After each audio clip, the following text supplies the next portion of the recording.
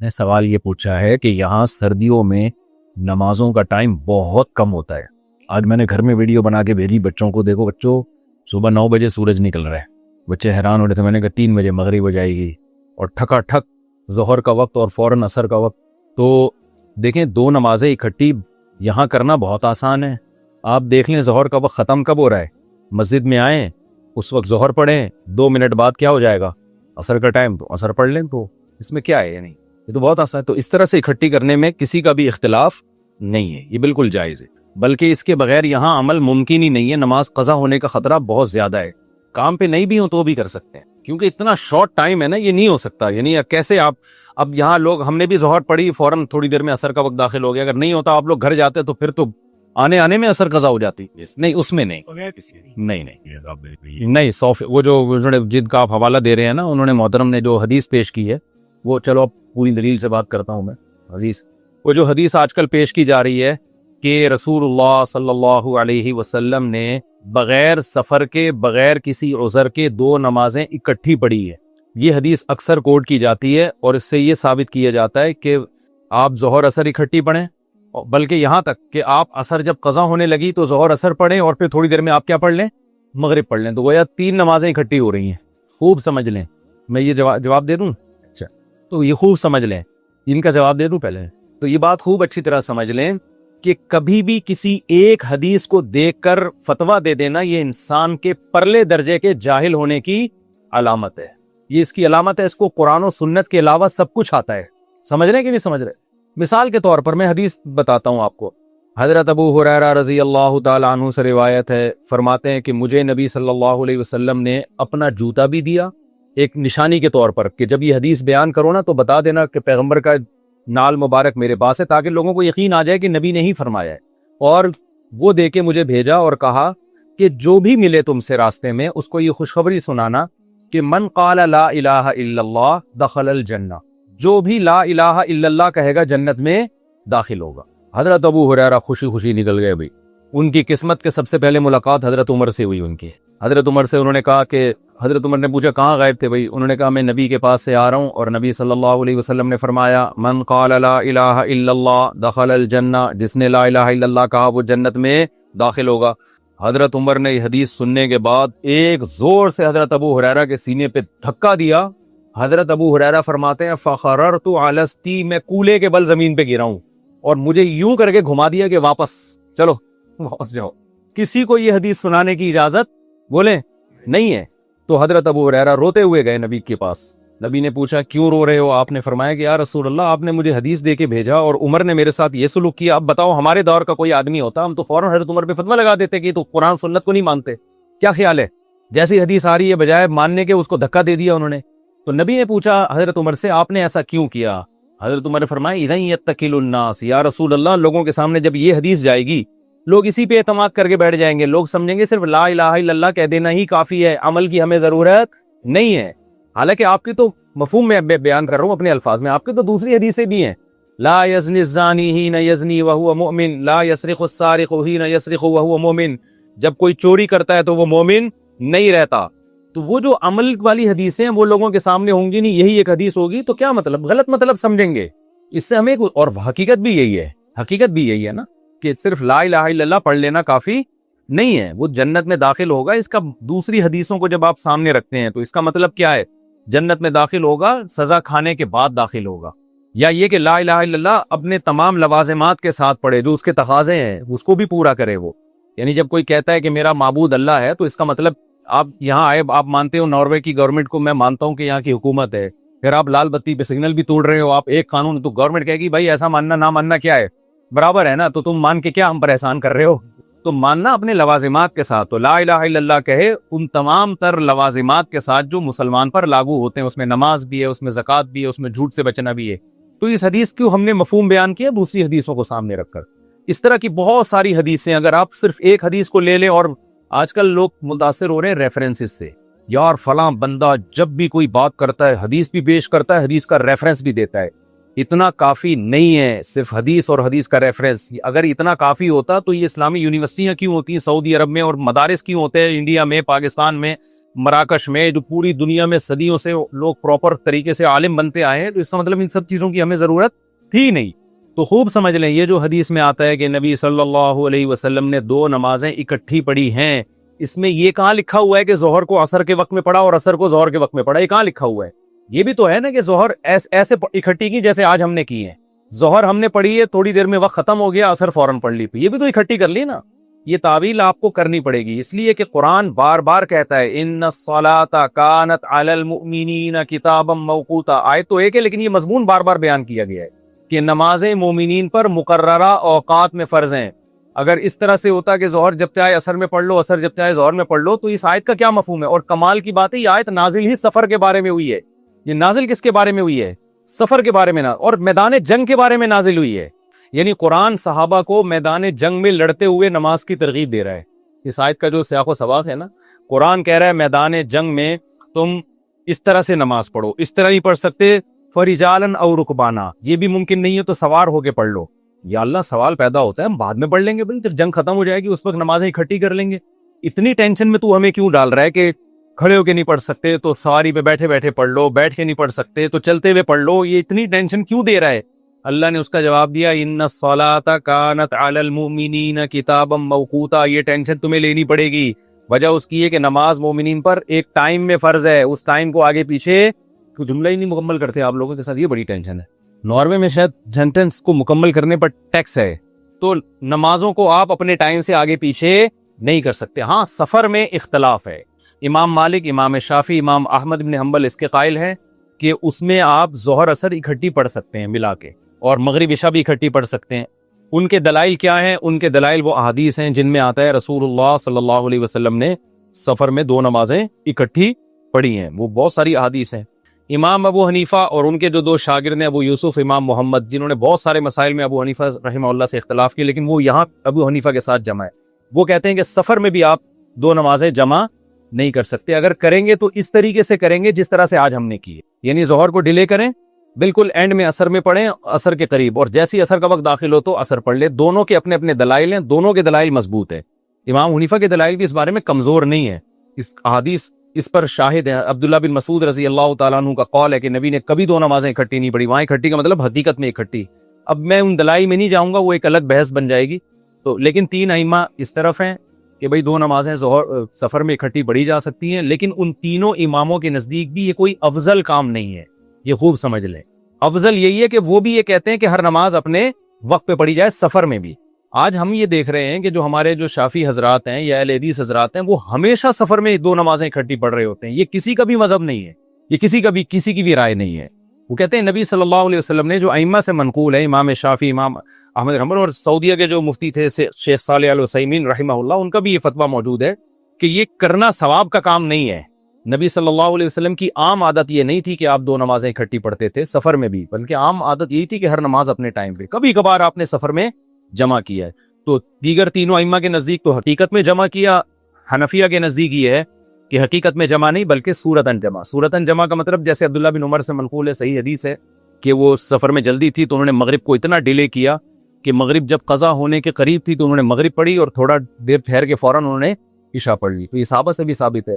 تو حنفیہ کے نزدیک جو ہے اس طرح سے جمع کیا جائے گا، باقی 3 ائمہ کے نزدیک بالکل اس طرح سے جائز ہے۔ البتہ یہ بات ضرور ہے کہ چونکہ دیگر 3 ائمہ ایک طرف ہیں، تو امام یعنی حنفیہ میں بھی اس کی اجازت ہے کہ ضرورت کے وقت آپ بقیہ ائمہ کے قول کو لے سکتے۔ وہ ضرورت کب ہوتی ہے؟ میں ابھی جب آ رہا تھا پیرس سے ناروے کی طرف، تو ہماری جو فلائٹ تھی وہ 1:30 بجے کی فلائٹ تھی۔ اب 1:30 بجے جب ہم یہاں پہنچ رہے تھے تو یہاں مغرب کا ٹائم شروع ہونے والا تھا، تو ہمارے پاس جہاز میں عصر کا ٹائم آ رہا تھا، اور جہاز میں کھڑے ہو کر پڑھنے کی اجازت نہیں ہے۔ فرض نماز کھڑے ہو کر پڑھنا ہی ضروری ہے، نہ ہو تو پھر تو بیٹھ کے پڑھیں گے، لیکن تو پھر ہم نے امام شافعی کی رائے پر عمل کیا، مجبوری، کیونکہ اس کے علاوہ تو آپ کی نماز ہی ممکن ہی نہیں ہے نا پڑھنا۔ تو بیٹھ کے پڑھنے سے بہتر ہے کہ وہ 3 ائمہ بھی اہل سنت والجماعت کے امام ہیں، ان کی بھی تحقیق ہے، تو پھر ہم نے وہاں ظہر عصر ایئرپورٹ پہ اکٹھی ملا کے پڑھی ہے۔ تو یہ جہاں ضرورت ہوگی تو وہاں تو دوسرے قول کو لیا جا سکتا ہے، جہاں ضرورت نہیں ہے تو پھر بھائی ایک فقہ کو فالو کریں۔ اگر آپ شافعی ہیں تو شافعی فقہ کو مکمل فالو کریں، مالکی ہیں تو مالکی۔ یہ جو آدھا تیتر آدھا بٹیر والا معاملہ چل رہا ہے نا، یہ اس کے فسادات بہت زیادہ ہے۔ اکثر لوگ مجھ سے کہتے ہیں کہ جو حنفی ہے وہ حنفی ہی کیوں رہے، جو شافعی ہے وہ شافعی ہی کیوں رہے۔ چاروں مکاتب فکر اہل سنت والجماعت کے ان میں سے کسی کو بھی فالو کریں. اگر آپ ہٹ گئے تو یہ ڈرامے بازی بہت شروع ہو جاتی ہے. اس کی میں ایک مثال دیتا ہوں کہ آپ کا خون نکلا, امام شافعی کے یہاں آپ کا وضو ٹوٹ جائے گا. آپ نے کہا یار میں اس مسئلے میں ابو حنیفہ کو فالو کر رہا ہوں, ان کی رائے یہ کہ وضو نہیں ٹوٹتا.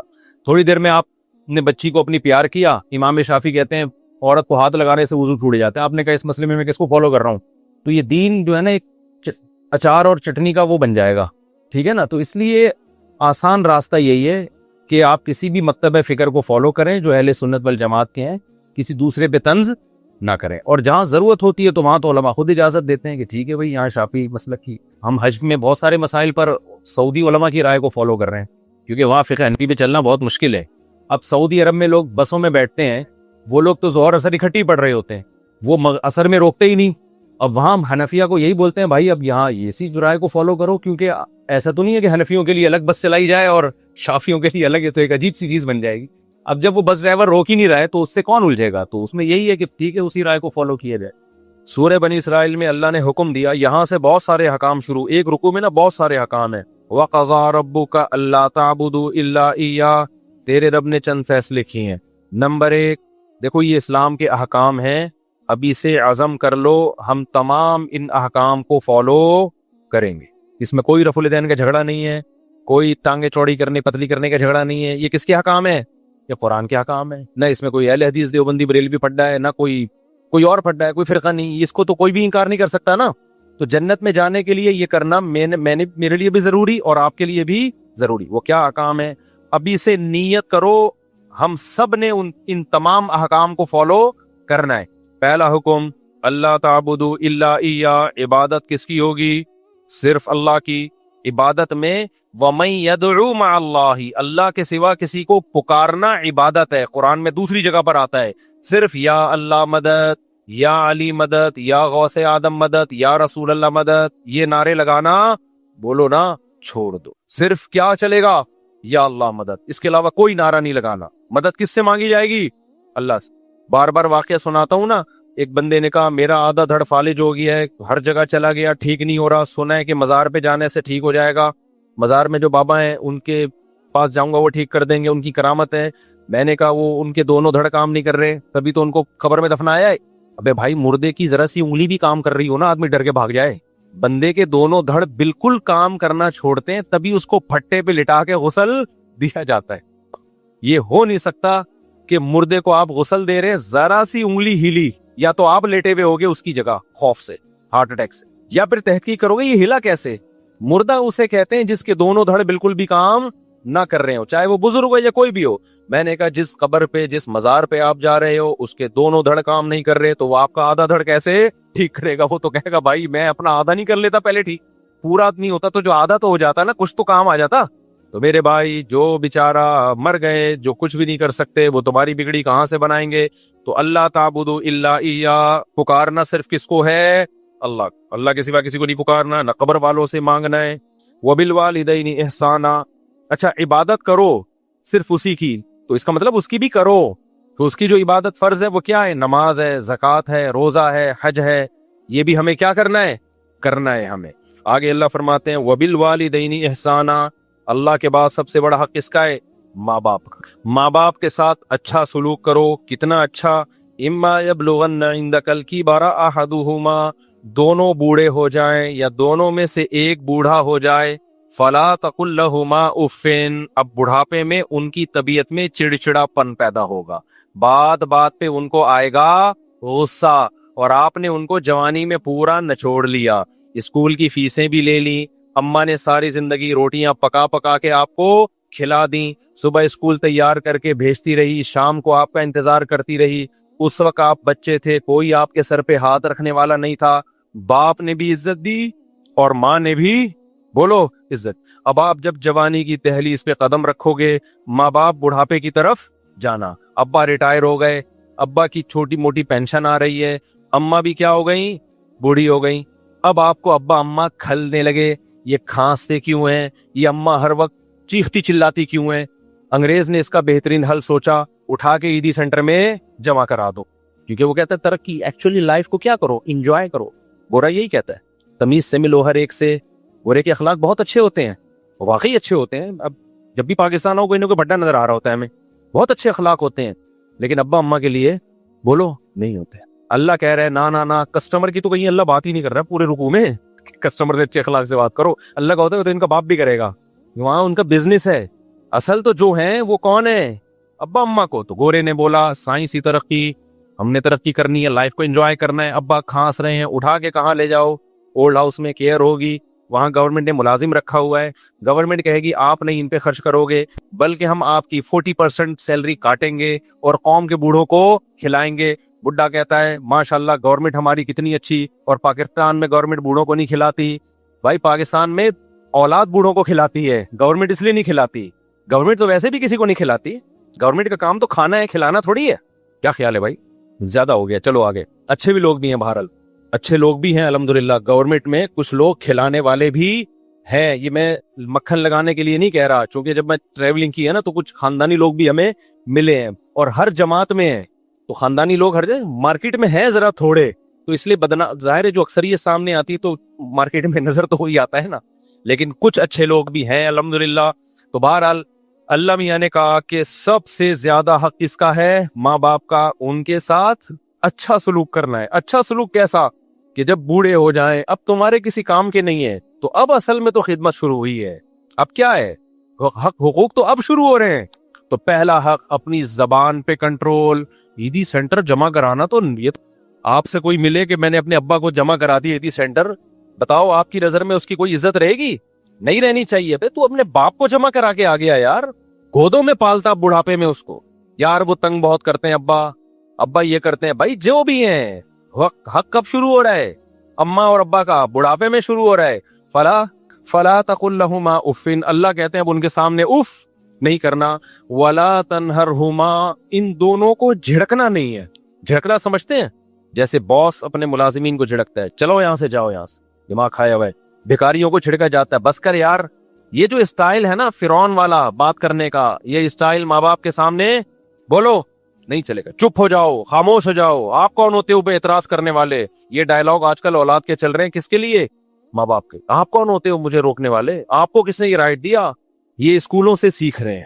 ایجوکیشن بہت آ رہی ہے, تمیز مارکیٹ سے شارٹ. یہ ایجوکیشن تمہیں جہنم کے عذاب میں لے کے جائے گی. اس سے وہ جاہل اچھا ہے, رکشہ چلاتا ہے, ٹماٹر بیچتا ہے, لیکن اپنے باپ اور ماں سے تمیز سے بات کرتا ہے. اللہ کی نظر میں وہ زیادہ پڑھا لکھا ہے. تو ولا تقل لهما اف ولا تنہرہما وقل لهما قولا کریما. آگے اللہ نے فرمایا کہ صرف اتنا نہیں ہے کہ بے عزتی نہیں کرنی, جھڑکنا نہیں ہے اور اف نہیں کہنا. تو انسان کہتا ہے چلو بدتمیزی سے پیش نہیں آنا, نارمل رہنا ہے. نا نارمل بھی نہیں. قل لهما قولا کریما, ایسی بات کرنی ہے جس سے عزت جھلک رہی ہو. ایسے لگ رہا ہو جیسے کوئی ملازم اپنے آفیسر سے بات کر رہا ہے. کریم کہتے ہیں عزت دار کو. قول کریم ہونا چاہیے جس سے رسپیکٹ کیا ہو, نظر آ رہی ہو, لوگوں کو پتا چلے یہ اولاد ہے اور یہ کیا ہے, باپ ہے. آج جو لبرل طبقہ جب آتا ہے نا ہم سے ملنے کے لیے اپنے بچوں کی پرابلمز کو لے کے, تو میں یقین سے بتاؤں مجھے بچہ باپ لگ رہا ہوتا ہے اور باپ بچے کے سامنے بڑی تمیز سے, کہ بچے کو ایسا نہ مائنڈ کر جائے, بچہ ایسے آرام سے بات کر رہا ہوگا. ایکچولی مفتی صاحب میرے یہ بیٹے ہیں, حالانکہ ایک ہی ہے, لیکن اس کو عزت میں ہے کہہ رہا ہوتا ہے. ویسے ہوتے بھی ایک ہی عام طور پہ لبرل لوگوں کے, یہ میرے بیٹے ہیں. ایکچولی یہ تھوڑا سا نہیں ہوں بیٹا, ابا ایسا چیخنا شروع کر دے گا.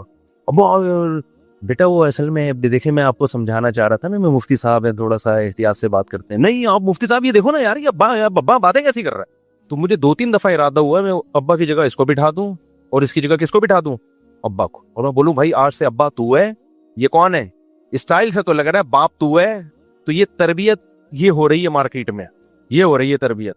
تو اپنے اسٹائل سے یہ ثابت کرنا پڑے گا کہ ابا جو ہے وہ ابا ہے, اماں جو ہے وہ کیا ہے, بیٹیاں اماں کے ساتھ بڑی بدتمیزی کرتی ہیں. یار آپ کون ہوتی ہو مجھے روکنے والی؟ آپ کون ہوتی ہو؟ آپ چپ ہو جاؤ, میں کیوں چپ ہوں یار؟ یہ اسٹائل ہے بھائی. ہم تو اپنے بچپن میں تصور نہیں کر سکتے تھے کہ آپ کون ہوتی ہو مجھے روکنے والی. ماں جب کہہ رہی ہے چپ ہو جاؤ تو آپ چپ ہو جاؤ, میں کیوں چپ ہوں؟ خدا کی قسم ہم اپنے بچپن میں یہ تصور نہیں کر سکتے تھے کہ کوئی اولاد اپنی ماں, کوئی بیٹی اپنی ماں کو یہ الفاظ کہہ سکتی ہے. بڑے بدتمیزی والے الفاظ ہیں یہ. تو یہ بہت خطرناک بات ہے. اس لیے اللہ تعالیٰ قرآن میں فرماتے ہیں وَقُلْ لَهُمَا قَوْلًا کریما. بات کیسے کرنی ہے؟ عزت کے ساتھ. وَاخْفِضْ لَهُمَا جَنَاحَ الذُّلِّ مِنَ الرَّحْمَةِ. یہ تو بات کا اسٹائل بتا دیا. کھڑے ہونے کا اسٹائل کیسا ہو, ذلت سے اپنے بازوؤں کو جھکانا ہے, دیکھنے سے بھی بات سے بھی پتہ چلے کہ یہ چھوٹا ہے اور وہ بڑے ہیں, اور کھڑے ہونے اور کے اسٹائل سے بھی پتہ چلے کہ یہ چھوٹا ہے اور وہ کیا ہے, بولو بڑے ہیں. ایسے سینہ تان کے ان کے سامنے کھڑا ہوا ہے, ابا نیچے بیٹھے ہوئے, خود اوپر چڑھ کے بیٹھا ہوا ہے, تو یہ بڑی غلط بات ہے. ایسے بھی ہم نے دیکھے ہیں, سنا ہے کہ ابا بچوں کے جوتے پالش کر رہے ہوتے ہیں. یہ بڑی غلط بات ہے یار, بچے کو تو کرنے ہی نہیں دینا چاہیے یہ کام, کہ ابا کیوں کرے گا بھائی یہ. اچھا, اس میں ماں باپ بھی اپنے بچوں کو بگاڑ رہے ہوتے ہیں, اتنی بچوں کی کوئی رسپیکٹ دے رہے ہوتے ہیں نا بچپن میں. بچوں کو مارے دھاڑے نہیں, بدتمیزی سے بات نہ کریں, لیکن ان کو یہ احساس دلائیں کہ ابا میں ہوں, اماں یہ ہے, تم گھر کے مالک نہیں ہو. خود ہی اپنے ہاتھوں بگاڑ کے اتنا مسلط کر لیتے ہیں نا کہ پھر ساری زندگی ان کے غلام بنے رہتے ہیں. یہ بھی بہت غلط ہے. ان کو یہ تربیت بھی کس نے دینی ہے, والدین نے دینی ہے. اور ایک اہم بات یہ بھی ہے کہ دیکھو, ماں باپ کے لیے اولاد پہ ظلم بہرحال جائز نہیں ہے کہ اپنے اختیارات کا ناجائز فائدہ اٹھائیں.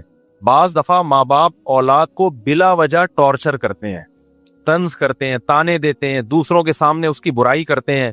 تو میں ان ماں باپ کی حوصلہ افزائی نہیں کر رہا, وہ خود اپنے ہاتھوں اپنی اولاد کو بگاڑتے ہیں.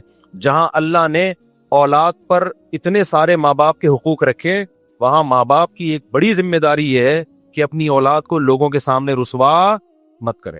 ایسا نہ ہو دوسروں کو بتاتے پھر میرا بیٹا یہ کرتا ہے, میرا بیٹا یہ کرتا ہے. بیٹے کے دل میں پھر ایک نفرت پیدا ہوتی ہے کہ یار میرے ابا, مجھے باپ تو عزت کا ذریعہ بنتا ہے نا.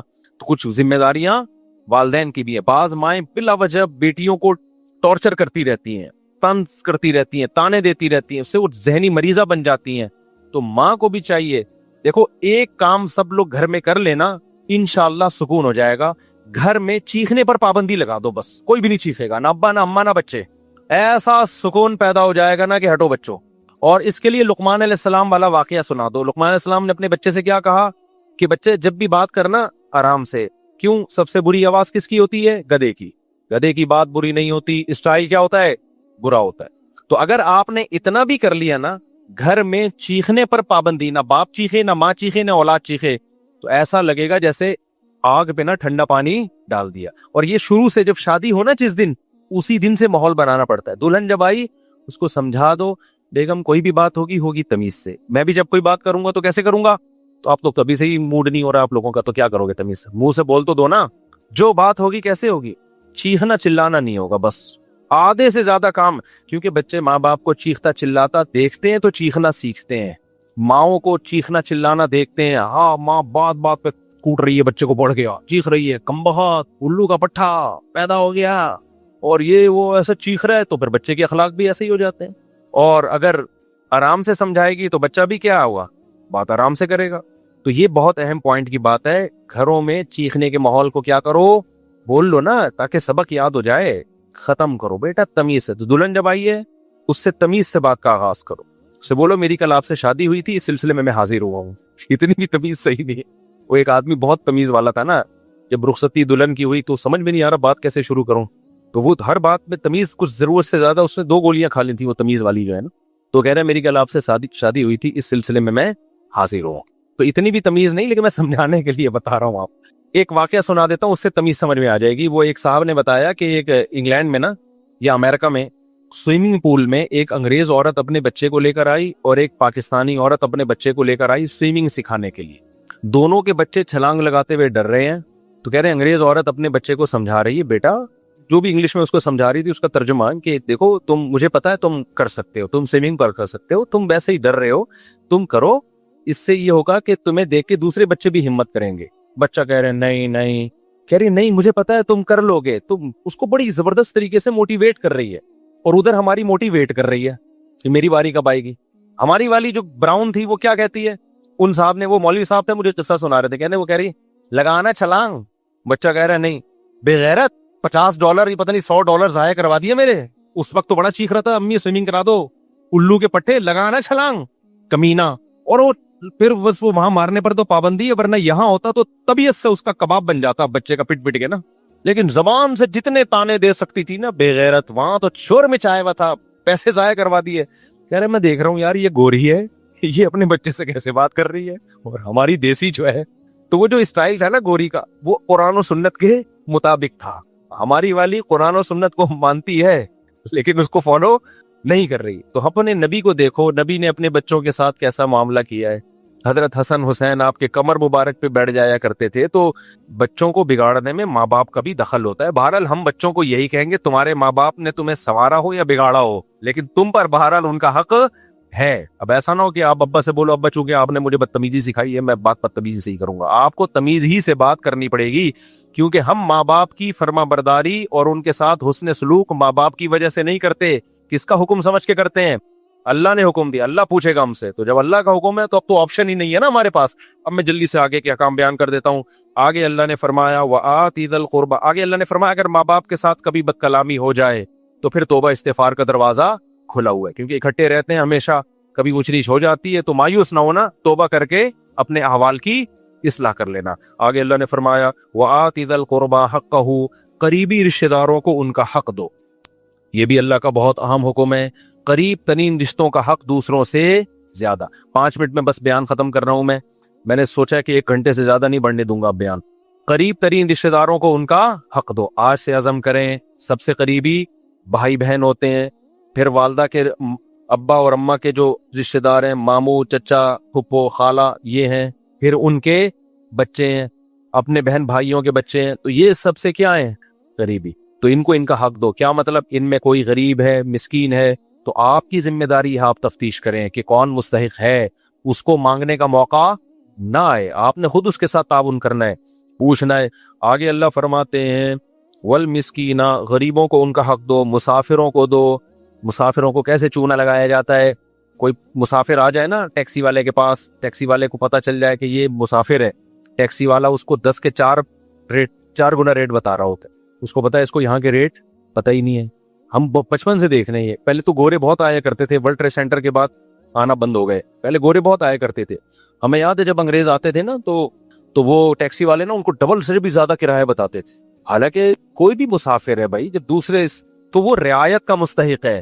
لاہور میں ہم جاتے تھے تو ٹیکسی والے کو پتا چل جاتا تھا ہماری اردو سے یہ کہاں سے آیا ہے, کراچی. ٹیکسی والا چونا لگاتا تھا, ہم کہتے تھے بھائی وہاں جانا ہے, گلی کے 7 طواف کرتا تھا وہ گلی میں, ہمیں پتہ ہی, ہم سمجھ نئی گلی آ رہی ہے, اسی گلی پہ گھمائے جا رہے ہیں. پھر جب 3-4 دفعہ وہی درخت آئے تو پھر اگلی گلی, او جناب 50 کلومیٹر دور, حالانکہ وہ اس کھمبے سے لے کے اس کھمبے تک گیا ہے. ہم سمجھ رہے ہیں بہت لمبی ٹریولنگ کر کے ہم یہاں پہنچے ہیں. جب رشتہ داروں کو بتاتے تو کہتے ہیں بھائی یہ تو یہاں اترے تھے, یہاں سے یہاں تو 5 منٹ لگتے ہیں.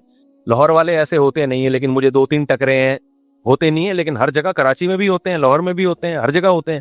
تو یہ آپ کو جب پتا چل گیا بندہ کراچی کا ہے تو چونا نہ لگاؤ, بلکہ اس کو عزت دو. پنجاب والا جب کراچی آئے, آپ کو اس کی لینگویج سے پتا چل گیا یہ لاہور یا ملتان سے آیا ہے, تو بجائے چونا لگانے کے آپ اس کو کیا دو کہ یار اپنے کراچی میں آیا ہے تو ہم ایسا معاملہ کریں گے کہ اچھا امیج لے کے جائے گا. یار کراچی والے تو کیا ہوتے ہیں, بڑے خاندانی, لیکن پاکستان میں ہر آدمی کے پاس چونے کے ڈبے ہیں, ٹھیک ہے نا. وہ کہتا ہے یار کوئی بندہ ملے, ٹوپیاں لے کے بیٹھے ہوئے ہیں, کوئی بندہ ملے جس کے سر پہ آ جائے اس کو پہنا دو. تو یہ کام مت کرو, قرآن منع کرتا ہے. آگے اللہ فرماتے ہیں وَلَا تُبَذِّرْ تَبْذِيرًا, خرچ کرنا ہے, رشتہ داروں پہ بھی پھینکنا نہیں ہے.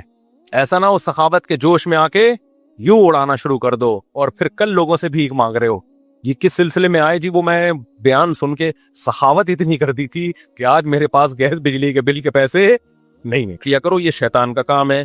آگے اللہ فرماتے ہیں وَإِمَّا تُعْرِضَنَّ عَنْهُمُ ابْتِغَاءَ رَحْمَةٍ مِّن رَّبِّكَ, بعض دفعہ کوئی رشتہ دار, کوئی غریب مسکین تمہارے پاس آتا ہے, اس وقت تمہارے پاس پیسے نہیں, وہ ہو مستحق, وہ پیشہ ور بھکاری کی بات نہیں ہو رہی, خوب سمجھ لو. اس وقت پیسے نہیں ہے, لیکن تمہیں پتا ہے بعد میں پیسے آ جائیں گے, تو اس سے نرم بات کہہ دو کہ بھائی ابھی نہیں ہے, لیکن مجھے اللہ سے امید ہے کل انتظام ہو جائے گا, تو کل میں تمہیں دے دوں گا. دیکھو کیسے اللہ کہاں تک سمجھا رہے ہیں. آگے اللہ نے فرمایا نہ اپنے ہاتھ کو گردن سے باندھو, کنجوس بن کے زندگی گزارو کہ جی وہ الماری سے روٹی لگا کے, بہت پرانا لطیفہ ہو گیا. ایک کنجوس آدمی کو بچے کہتے تھے ابا دیسی گھی لے کر آ, دیسی گھی لے کر آ. ابا کنجوس, اس نے کہا مہنگا ہے. بہرحال ایک دن ابا گھی کا ڈبہ لے آئے. جب بھی کوئی آئل یا گھی کا ڈبہ ہوتا ہے باہر بھی چکناہٹ ہوتی ہے, تو ابا نے کہا بیٹا گھی کے ڈبے سے لگا کے کھاؤ, جب تک باہر مکمل ختم نہ ہو جائے نا ڈبہ نہیں کھولے گا. وہ بچے بیچارے صبح ناشتے میں نا ڈبے کو چاٹ رہے. اب اس کو سفر پہ جانا تھا تو یہ ڈبہ الماری میں بند کر کے چلا گیا کہ کم بخت کھول نہ لے. یہ کئی دنوں کے بعد واپس آیا تو بچے سے پوچھا کہ بچوں تم نے گھی کا ڈبہ کھولا تو نہیں ابا, ہم نے نہیں کھولا. بیٹا پھر ناشتہ کیسے کرتے تھے؟ ابا الماری سے روٹی لگا لگا کے کھاتے تھے. وہ بھی کنجوس کے بچے تھے نا. ابا الماری سے روٹی لگا لگا کے کھاتے تھے. اس نے رکھ کے ایک تھپڑ لگایا. بغیر تو کچھ دن گھی کے بغیر صبر نہیں ہو سکتا تھا. یہ کیا ہے؟ ہاتھ گلے سے باندھ لینا. لا تجعل یدک مغلولۃ الی عنقک، اپنے ہاتھوں کو گردن سے مت باندھ. دیا اللہ نے، اڑاؤ یار، خرچ کرو. لیکن ولا تبسطھا کل البسط، ایسے ہاتھ بھی نہ پھیلا دو. ایسا نہ ہو کہ اپنی چادر سے زیادہ پاؤں پھیلانا شروع کر دیے، جیسے شادیوں میں لوگ اڑا رہے ہوتے ہیں نا. ایک ولیمے میں ایسا پیسہ اڑایا، پھر مجھے آ کے کہہ رہے ہوتے ہیں آپ دوسری شادی کی بات کرتے ہو، خرچہ ایک میں اتنا ہو جاتا ہے. بھائی تم نے جس اسٹائل میں ولیمہ کیا، اس میں تھوڑی، اس میں تو ایک بھی نہیں ہوتی. جو جس طرح کے خرچے کر رہے ہو، ایسے اڑا رہے ہوتے ہیں ذرا ذرا سی تقریبات پر، اس کے بعد کچھ ہے ہی نہیں. اچھا یہ خوب سمجھ لو، ہر آدمی اپنی حیثیت کے مطابق خرچ کرے گا. بعض دفعہ لوگ کہہ رہے ہوتے ہیں وہ فلاں مالدار نے ڈیفنس میں اتنے بڑے ہوٹل میں ولیمہ کیا ہے اور اتنا لگژری کھانا، یہ تو اسراف ہے. بھائی اس کی کروڑوں کی آمدن ہے، اس کے لیے یہ دال چاول ہے، ٹھیک ہے نا. تو یہ جو اسراف کی ڈیفینیشن ہے نا، یہ ہر ایک کے حق میں مختلف ہے. جن کو زیادہ دیا ان کے لیے یہ کچھ بھی نہیں ہے، جن کو کم دیا ان کے لیے تو 2 دیگیں بھی ہو سکتا ہے بہتوں. تو اسراف میں کبھی کسی کو دیکھ کے کہ اتنا زبردست اس نے انتظام کیسے کر لیا، تو وہ اس پہ آپ نہیں حکم لگا سکتے. اس کی ہر آدمی اپنی آمدن کے حساب سے خرچ کرتا ہے، اور کرنا بھی چاہیے. 1 کروڑ پتی آدمی اگر دال چاول کھلائے گا تو یہ کنجوسی ہے، اور ایک غریب آدمی جس کے پاس دال چاول کے پیسے بھی نہیں ہیں وہ دال چاول بھی کھلائے گا تو یہ کیا ہے؟ اسراف ہے. تو اسراف کی ڈیفینیشن ہر ایک کو دیکھ کر مختلف ہوتی ہے. جلدی سے مکمل کر لوں. آگے اللہ نے فرمایا وَلَا تَقْتُلُوا أَوْلَادَكُمْ خَشْيَةَ إِمْلَاقٍ، غربت کے خوف سے اپنے بچوں کو قتل مت کرو. نَحْنُ نَرْزُقُهُمْ وَإِيَّاكُمْ، ہم ان کو بھی روزی دیں گے اور تم کو بھی دیں گے. علماء نے اس آیت کے تحت لکھا ہے کہ حمل گرا دینا یہ بھی حرام ہے اسی آیت کی روشنی میں، اس خوف سے کہ میں خرچے کہاں سے پورے کروں گا. آج بہت سے لوگوں کی کال آ رہی ہوتی ہیں، بھائی مجھ صاحب میرے 2 بچے ہیں، ایکچولی ان کے خرچے پورے نہیں ہو رہے، ایکچولی یہ ہو رہا ہے، ابھی پھر پریگننسی ہو گئی، سب اس مہنگائی کے دور میں. بھائی اللہ کہہ رہا ہے کہ نہیں اجازت آپ کو. رزق کس کے ذمے ہے؟ جب بچہ پیدا ہوتا ہے ماں کی چھاتیوں میں دودھ آتا ہے تو اللہ دے گا. آپ کہتے ہو بھائی دودھ ہی ضرور نہیں ہے نا، آگے بھی تو ہے بہت سارے مسائل. تو اللہ نے دودھ ایک سائن علامت کے طور پہ کہ ابھی اس کی ضرورت تو ابھی یہ دے رہا ہوں، اس کا مطلب جب جو ضرورت ہوگی وہ میں دے دوں گا. تو یہ فیملی پلاننگ والوں کے نظریات سے بالکل متاثر مت ہو. اولاد کا معاملہ کیلکولیٹر سے نہیں ہے کہ اتنے ہو گئے تو اتنی تنخواہ تو اتنے ہو سکتے ہیں اتنے. یہ گوروں کا کام ہے، مسلمان کو اس کی اجازت نہیں ہے. ہماری اولاد اللہ کی مخلوق پہلے ہے، ہماری اولاد بعد میں ہے. سمجھتا ہے کہ نہیں سمجھتا ہے؟ آگے اللہ فرماتے ہیں وَلَا تَقْرَبُوا الزِّنَا، زنا کے قریب بھی مت پھٹکو. دیکھو جتنے بھی احکام اللہ نے بتائے نا، اس میں کسی میں یہ نہیں کہا کہ اس جرم کے قریب بھی مت جاؤ. واحد ایک زنا ہے جس کے بارے میں کہا اس کے قریب بھی مت جاؤ، کیونکہ جو قریب جاتا ہے وہ زنا کر لیتا ہے. قریب جانے کا کیا مطلب؟ موبائل میں لڑکیوں کے نمبر رکھے ہوئے ہیں، بلاک کر دو نمبر سارے. بلاک کرنے سے پہلے ایک میسج بھیج دو، یہ آپشن کہ بھائی اب میں شادی کرنا چاہتا ہوں، آپ اگر میری وائف بننا چاہتی ہیں تو موسٹ ویلکم، ادروائز نمبر کیا ہو رہا ہے؟ بلاک. پھر دوسری کو بھیجو، پھر مسرت کو بھیجو، پھر کائنات کو بھیجو، پھر راحت کو بھیجو. وہ ہے نا لطیفہ، میں بہت دفعہ سن لیا. یہی ہوتا ہے نا، یہ ساری لیڈیز جن کے نمبر آپ نے سیو کیے ہوئے ہیں ان کو، ورنہ پھر وہی ہوگا جو اس بندے کے ساتھ ہوا تھا. ایک بندے کی شادی ہوئی، بیگم کو کہہ رہا ہے کہ آج سے تم میری کائنات، تم میری مسرت، تم ہی میری راحت اور تم ہی میری فرحت. وہ تو ویسے ہی کہہ رہا ہے، وہ سمجھی اپنی گرل فرینڈ کے نام بتا رہا ہے. تو فوراً کہتی ہے اچھا پھر تم ہی میرے غفار بھی، تم ہی میرے ستار بھی، تم ہی میرے وسیم بھی، تم ہی میرے غفور بھی، سب کچھ تم ہی. وہ حیران یار یہ کیا ہو رہا ہے مارکیٹ. تو وہ راز پھر اگلنا شروع ہو جاتے ہیں. ٹھیک ہے نا، پاک دامنی والی زندگی گزارو. تو اللہ فرماتے ہیں زنا کے قریب بھی مت پھٹکو، یہ بہت بڑا گناہ ہے، اور کسی انسانی جان کو قتل مت کرو. آگے اللہ فرماتے ہیں وَلَا تَقْرَبُوا مَالَ الْيَتِيمِ، یتیم کے مال کے بھی قریب مت جاؤ. یہاں بھی قریب جانے کا، قریب جانا کا یتیم کسے کہتے ہیں؟ آپ کے بھائی کی ڈیتھ ہو گئی، اس کے چھوٹے چھوٹے بچے ہیں تو چچا ان بچوں کی وراثت کھا جاتا ہے، بڑا بھائی چھوٹے بھائیوں کی وراثت کھا جاتا ہے. یتیم کا مطلب یہ نہیں کہ عیدی سینٹر سے یتیم بچوں کے چپل کوئی چوری کر رہا ہے جا کے، یہ عربوں میں نہیں ہوتا تھا. یتیم کا مطلب ہے کہ جب باپ مر گیا تو چھوٹے بچوں کی وراثت رشتہ دار کھا جاتے ہیں. اللہ کہتے ہیں یہ کام مت کرنا. وَأَوْفُوا الْكَيْلَ إِذَا كِلْتُمْ، ناپ تول میں کمی مت کرو. اپنا حق لینے کی باری آتی ہے تو پورا حق لیتے ہو، دینے کی باری آتی ہے تو ڈنڈی مارتے ہو، ایسا مت کرو. اوفو بالعہد، معاہدوں اور ایگریمنٹ کو پورا کیا کرو. آگے لا تخف ما لیس لک بہ علم، جب تک مکمل نالج نہ ہو کسی چیز کے در پہ نہ ہو تبصرہ مت کیا کرو، فلانے نے یہ کر دیا، فلانے نے یہ کر دیا۔ کل مجھے کسی نے پوسٹ بھیجی کسی آفیسر کے بارے میں کہ وہ یہ کروڑوں روپے کھا گیا اور یہ کر رہا ہے۔ میں نے کہا آپ نے خود اپنی آنکھوں سے دیکھا ہے کتنے روپے کھا گیا؟ وہ اپنی آنکھوں سے دیکھا ہے؟ کہہ رہے نہیں میں نے دیکھا تو نہیں ہے، لیکن یہ دیکھو ثبوت ہے۔ میں نے کہا ان ثبوت کو تجزیہ آپ کو اینالائز کرنا آتا ہے؟ آپ تجزیہ کرنا آتا ہے؟ آپ جج ہو؟ کہہ رہے یار، میں نے کہا کیوں بلا وجہ کچھ بھی چلا دو مارکیٹ میں پھیل جاتا ہے، سچ بہت کم بولا جاتا ہے۔ تو کبھی کسی کی باتوں میں آ کے کسی کو تبصرہ کرنا، کسی ادارے کو برا کہنا، کسی فرد کو برا کہنا، یہ اپنی زندگیوں سے ہمیشہ کے لیے کیا کر دو، ختم۔ جب تک 2 اور 2 4 کی طرح واضح دلائل آپ کے پاس نہ ہو۔ کسی کو بھی بدنام کرنا ہو نا، فیس بک پہ آپ پوسٹیں چلا دو، پھیل جاتی ہیں، لوگ کہہ رہے ہیں یہ دیکھو کیا کر رہا ہے۔ پہلے یہ تو دیکھو کہ اس نے یہ میرے بارے میں بھی چلاتے ہیں، کبھی عمران خان کے بارے میں، کبھی مولانا فضل الرحمان کے بارے میں پوسٹ، میں بیٹھا ہوں مجھے پتہ ہی نہیں، میری ایک پوسٹ آ جائے گی عمران خان امام مہدی میں کوئی فرق ہی نہیں ہے، ایسی زبردست پوسٹ چلا دیں گے۔ پی ٹی آئی والے زندہ باد مفتی، یہ والی آئی نہیں، اس سے ملتی جلتی، پی ٹی آئی والے زندہ باد، مفتی طارق مسعود زبردست۔ دوسری آ جائے گی مولانا فضل الرحمان ایسے ہیں، کچھ الٹا سیدھا جیوا والا، ابے اس کی ایسی کی تیسی، ابے اس کی ہے۔ نہ میں نے ادھر کچھ کہا ہوتا ہے، نہ میں نے تقریریں کی ہوئی ہیں، وہ پڑی ہوئی ہیں، وہ ویڈیو ہے، وہ سنو، وہ اس کا میں ذمہ دار ہوں۔ ایک میری پوسٹ کسی نے چلا دی کہ یزید جنتی ہے، نیچے شیعوں کی گالیاں دبا کے۔ ابے تم تحقیق تو کرو، میں نے بولا بھی ہے کہ نہیں بولا؟ آگے ہے کہ کیونکہ قسطنطنیہ کی لڑائی میں وہ شریک تھا لہذا وہ کیا ہے، جنتی۔ شیعہ لوگوں نے دبا کے گالیاں لکھی ہیں، یہ یزیدی ہے، یہ فلانا ہے۔ بھائی تم تحقیق تو کرو، یہ کس نے چلایا ہے؟ ہمارے آفیشیل چینل سے تو کوئی پوسٹ نہیں چلی، اب تک وہ یہی سمجھ رہے ہیں کہ یہ کیا ہے، یزید کو جنت۔ نہ میں نے اس کو جنتی بولا، نہ میں نے اس کو جہنمی بولا، کچھ بھی نہیں بولا، میں نے اس پہ تبصرہ ہی نہیں کیا۔ پوسٹ دبا کے کچھ بھی اٹھا کے ڈال دو نا۔ ہماری قوم میں یہ شعور نہیں ہے کہ تحقیق کریں ایسا ہوا بھی ہے کہ نہیں ہوا، تو چلاتے رہتے ہیں مارکیٹ میں۔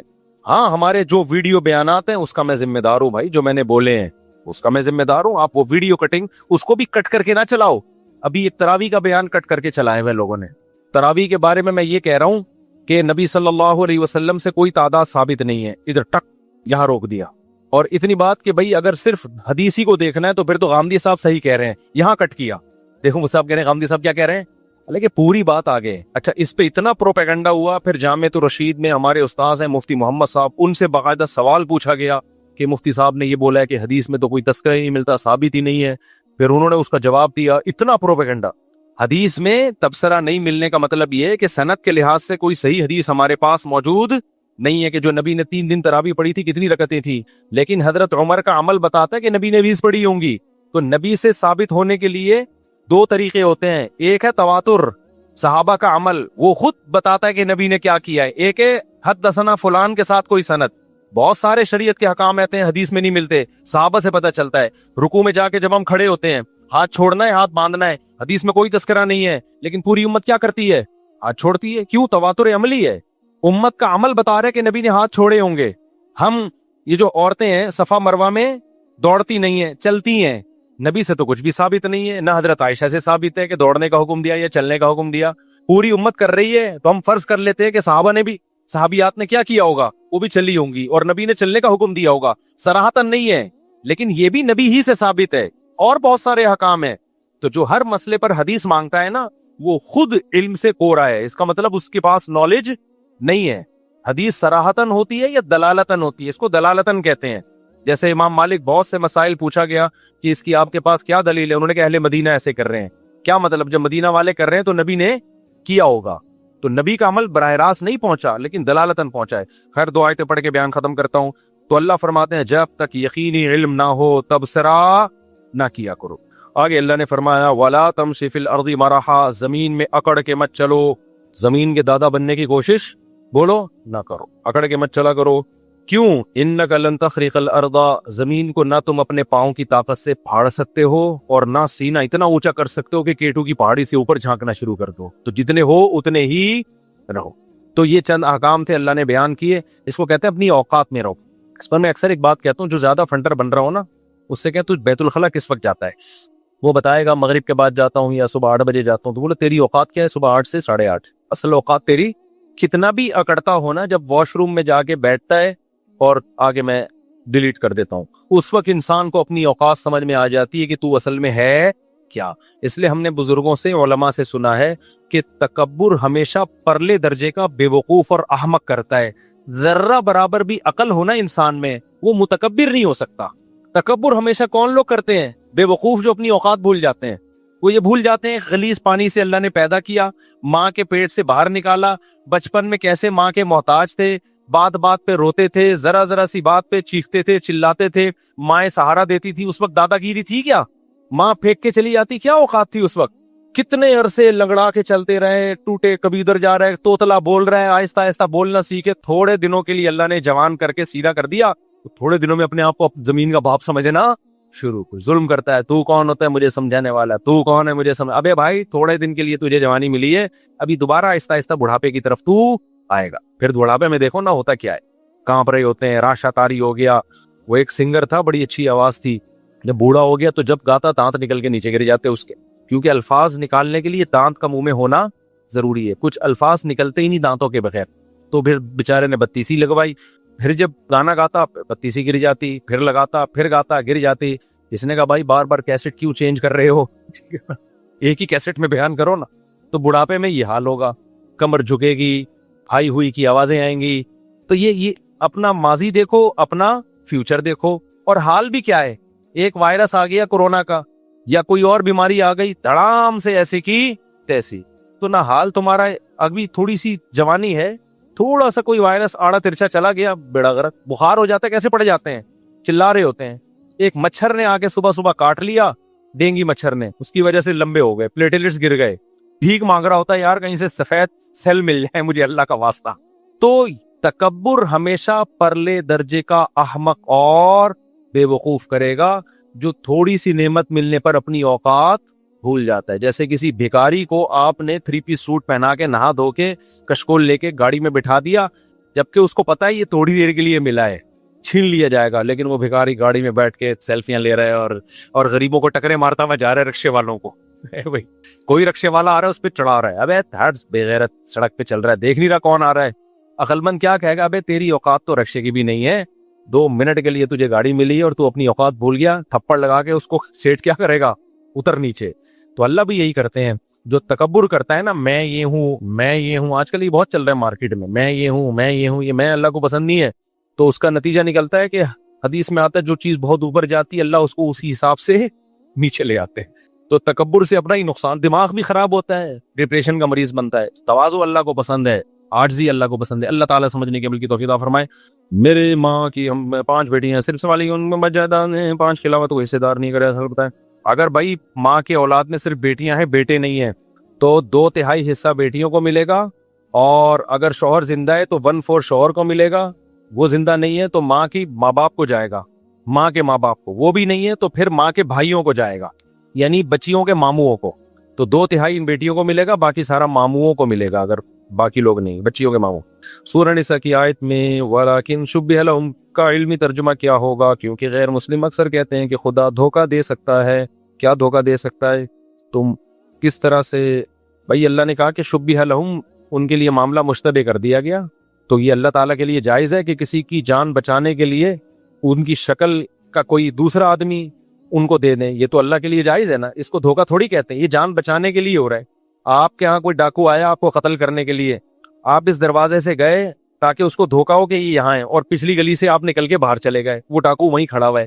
اب آپ کہیں انسان ہو کے دھوکہ دے رہے ہو, دے کس کو رہے ہیں, ظالم کو دے رہے ہیں. تو یہ دھوکہ نہیں کہلاتا, یہ چال کہلاتی ہے.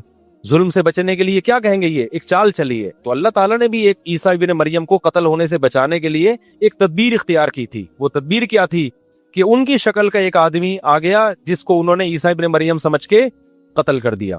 یہ تدبیر کہلائے گی, یہ دھوکہ نہیں کہلائے گا. اور یہ بھی ممکن ہے انہی کی شکل کا پہلے سے کوئی آدمی موجود ہو, تو اللہ حضرت عیسیٰ کے گھر میں لے گئے ہوں تاکہ وہ اسی کو پکڑ کے لٹکا دیں. میری خواہش ہے کہ میں اپنے بیٹے کو مدرسے میں داخلہ کراؤں, لیکن مدرسے کے بارے میں سمجھ میں نہیں آ رہا رہائشی کراؤں یا نہیں. اس کا میٹرک ہونے والا ہے. کچھ لوگوں نے منع کیا ہے کہ بچہ اداس ہو جاتا ہے. بھائی مسئلہ یہ ہے کہ جامعۃ الرشید میں تو میٹرک کے بعد داخلہ کروا دیں, اور حفظ کا بچہ جو ہے جو بہت چھوٹا ہوتا ہے اس کو تو رہائش ہی نہیں کروانا چاہیے. یہ بچے کے ساتھ ظلم ہے. ماں باپ سے بالکل اتنی عمر کے بچے کو محروم نہیں کرنا چاہیے, بہن بھائیوں سے. لیکن اگر بڑا ہو گیا ہے, سمجھدار ہو گیا ہے. جیسے ہم تو 18 سال کی عمر میں مدرسے میں آئے تھے, تو پھر ہم تو پورا ہفتہ مدرسے میں ہی گزارتے تھے. اس وقت ہمیں ماں کی اس ممتا کی ضرورت تو اب بھی ہے. ماں کی ممتا تو ایسی چیز ہے, انسان کے بچے بڑے ہو جاتے ہیں, اما نہیں بھولتا انسان, لیکن جو چھوٹے بچے کو جس طرح سے چاہیے نا ماں باپ, وہ ظاہر ہے بڑے ہو کر انسان مستغنی ہو جاتا ہے. تو اس وقت بھی ہمیں بڑی ٹینشن ہوتی تھی گھر سے دور رہنے کی. تو 18 سال سے جو چھوٹے بچے ہیں 15 سال کے, ان کے تو پورا ہفتہ وہ بہت زیادہ اذیت میں آ جاتے ہیں. تو جو بڑے بچے ہیں 18-19 کے, وہ تو مدرسوں میں رہ سکتے ہیں, لیکن مدرسوں میں بھی دیکھنا پڑے گا کون سے مدرسے ٹھیک ہیں کون سے غلط ہیں. میں نے بتایا نا, مدرسوں میں بھی بعض مدرسے نہیں ہوتے, کسی نے ویسے ہی اپنی دکانداری کے لیے 4 دیواری کھڑی کر کے بچوں کو رکھا ہوا ہوتا ہے, ان میں بچے پھر بگڑتے بھی ہیں. تو صرف اتنا کافی نہیں ہے کہ مدرسے کا لیبل لگاؤ, بلکہ حقیقت میں علماء صلحاء اس مدرسے کو چلا رہے ہو, اطمینان ہو, تو وہاں کا ماحول جا